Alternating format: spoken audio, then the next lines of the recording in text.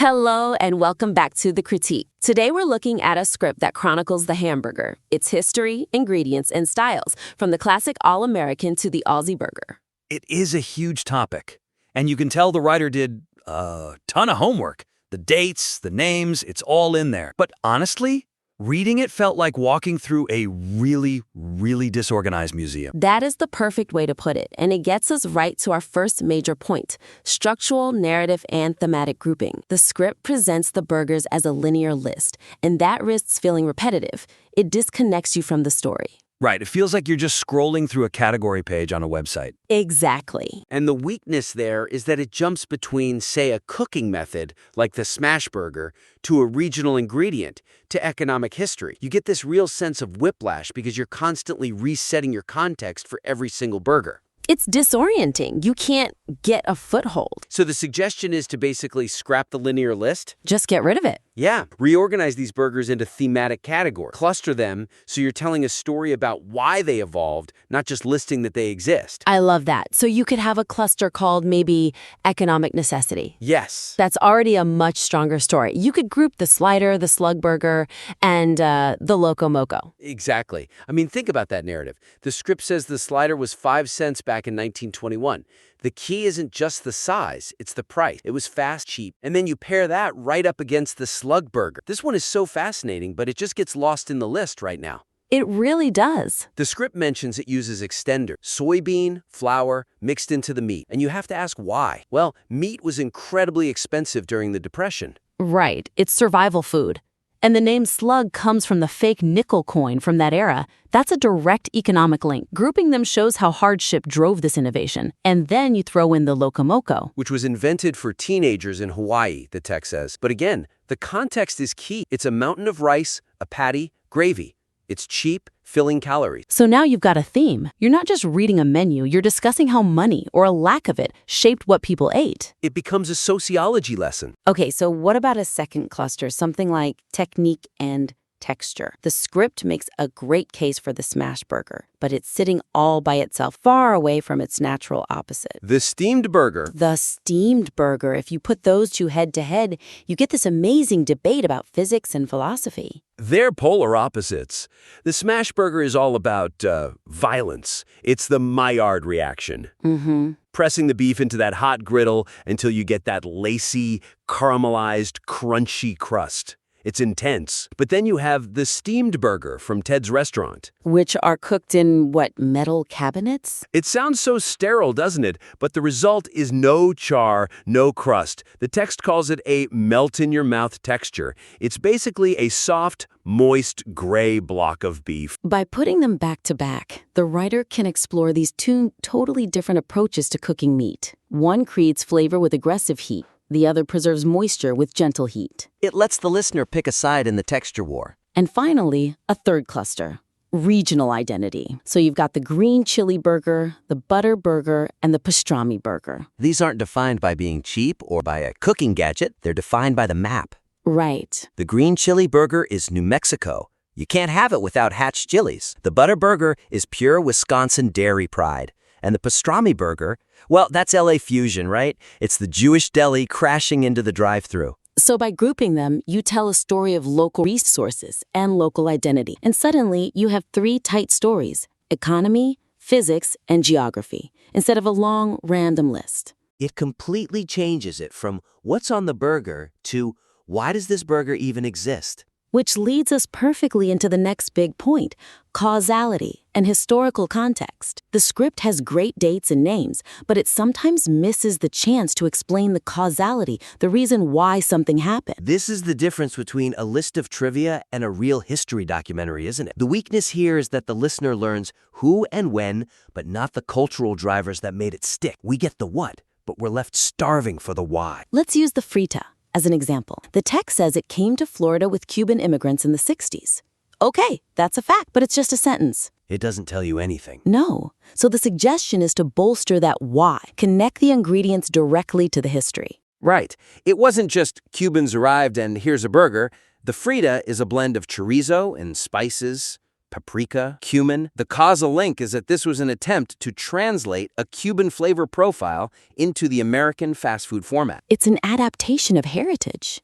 Exactly. The writer needs to emphasize that the spices are the story, not just the date it appeared. And what about the patty melt? The script places it in the 1940s, which is right, but it feels like it's treated as just another burger on different bread. I agree. It misses the whole missing link. Think about it. Rye bread, grilled onions, Swiss cheese, no bun. This isn't a burger that got lost. It's a grilled cheese sandwich that grew up. That's a perfect way to put it. The cause here is the technology of the diner flat top. They were already making millions of grilled cheeses.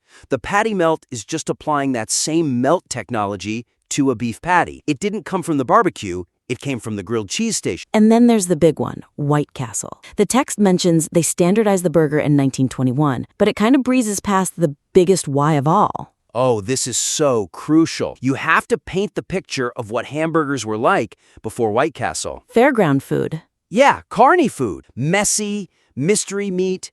People genuinely thought it was unsafe. It had a terrible reputation. So the standardization wasn't just about making them all the same size. No, it was a massive PR campaign. The white in White Castle was about hygiene. White buildings, white uniforms, stainless steel. The square shape meant it was uniform, predictable, and therefore safe. They were fighting a battle for public trust. So the story isn't, let's make a square burger. It's, let's make a safe burger. Exact. The action for the writer is to go through every fact and ask, so what? Why then? Why there? Okay, so we've covered structure and history, but we still need to, eat the thing.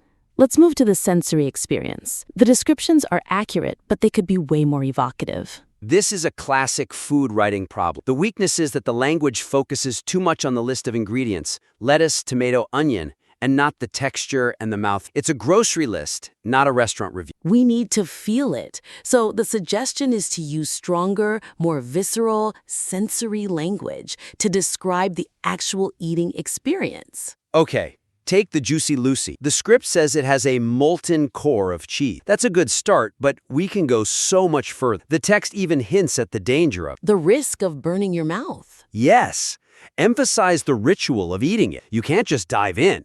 You have to wait. You poke it. It's a burger that demands patience. And when you finally bite in, you get an actual explosion of liquid cheese. That's completely different from a slice melting on top. It changes the mechanics of eating. It's almost stressful. In a good way. And then you have the Aussie burger. The text lists beet, pineapple, fried egg. Sounds like a salad bar fell on a pad. It really does. But just listing them doesn't capture the experience at all. No. We need to describe the structural chaos. It's this clash of sweet, tangy, and savory. You get the earthiness from the beet, the acid from the pineapple, the runny yolk. The text says it's massive and messy. So let's lean into that. Right. It requires a pile of napkins. The bun is going to fail. You should contrast that chaos with the simple elegance of a classic cheeseburger. This is a maximalist burger. You have to wrestle. And the butter burger. The script uses decadent mouthfeel, which is fine, a little generic. It is. We need to unpack what decadent actually means here. It's not just greasy. When you put that cold pat of butter on the hot patty, it creates a very specific kind of dairy richness that soaks into the bun. It's different from just beef fat. That's a great point. You want to describe the sheen on the bun, the way it coats your tongue. That's what makes the listener hungry. That's the difference between it has butter and it's a butter delivery system. Precisely. Okay, next up is comparative analysis. The script treats each burger in total isolation, and it misses a chance to compare and contrast them. Yeah, this goes right back to the list format problem. The weakness is there's no interplay between the entries. The slider's on one page, the classic American is on another, but in reality, they're in conversation with each other. So the suggestion is to use transitions that bridge that gap, that directly compare them. Let's take Louis Lassen versus White Castle. The text says, Lassen served the first hamburger sandwich in 1900. It was probably just broiled meat on white toast. It was unstructured chaos. Contrast that directly with the rigid, industrial standardization of the White Castle slider just 20 years later. Thing to the factory-produced identical unit. Making that comparison tells a huge story about America in the early 20th century. And we could bring back that texture idea we talked about earlier, create a kind of spectrum.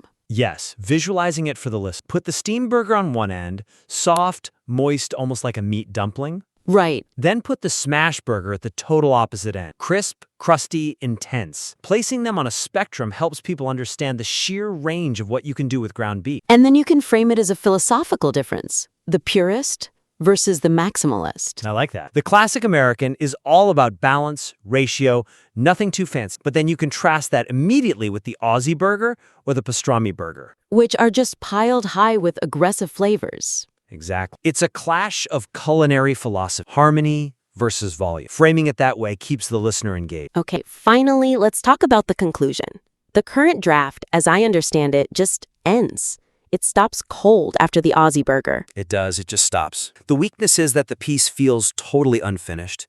You get to the beets and pineapple, and then the lights go out. There's no summary, no takeaway. It doesn't answer the so what question. So the suggestion here is to actually draft a conclusion that synthesizes all these diverse examples into a final thought about what the hamburger really is. We need to frame it not just as a sandwich, but as a kind of universal vessel. That's a great phrase for it. Well, think about it. Whether it's a slug burger extended with flour because of poverty, or a juicy Lucy stuffed with cheese out of creativity, or a frita spiced with chorizo because of Cuban heritage, the burger is a canvas. It just adapts. It really does. In New Mexico, the land gives you chilies, so they go on the burger. In Wisconsin, you have a dairy industry, so you drown it in butter. Australia has a canning industry, so you get beets and pineapple. Exactly. The conclusion should recap that journey. We started with this primitive sandwich in 1900 and ended up with a global phenomenon that reflects the local resources wherever it lands. It validates the whole journey for the listener. And it reinforces that there's no wrong way to make a burger, just different answers to the same basic question. Exactly. It ties the poverty of the slug burger to the excess of the Aussie burger. They're both just people trying to make a meal that fits their life. So let's wrap this all up with a clear path forward for the writer. We've covered a lot, and I want to make sure the next steps are really concrete. Okay, a game plan. First, break the linear list. Group the burgers by theme. We suggested economic necessity, technique and texture, and regional identity. That will fix the whiplash and create a real narrative. Second, deepen the historical why. Don't just give us a date. Give us the drive. It's not just White Castle made them square. It's they made them square to prove they were hygienic and safe. Third, enhance the sensory language. Get beyond the ingredient list. We want to feel the danger of the Juicy Lucy, the chaos of the Aussie burger. We want to taste the difference between steam and crust. And finally, write a conclusion. Don't just stop. Synthesize everything by framing the hamburger as that universal vessel for culture and economics. Show us how it evolved. The core material here is fantastic. I mean, the research is solid, the facts are there. It just needs that final layer of storytelling to make it really shine. Absolutely. It's a great menu. Now we just need to serve the meal in the right order. We would love to see this script again once you've had a chance to apply these ideas. Please do resubmit your work once you've made those adjustments. We can't wait to read the next draft. Thanks for listening to The Critique.